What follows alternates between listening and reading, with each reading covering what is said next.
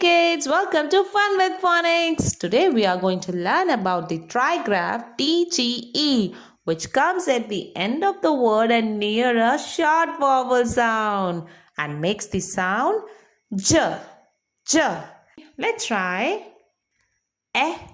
j, h, b, r, I, j, bridge, j, j, judge, j, fudge.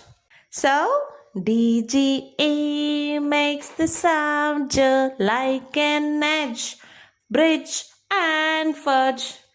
A judge ate fudge on a bridge so high, an edge so sharp caught his eye. He wore a badge that shines so bright. dge says j.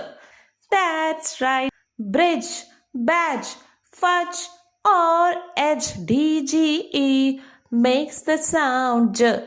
J. Very good. Thank you.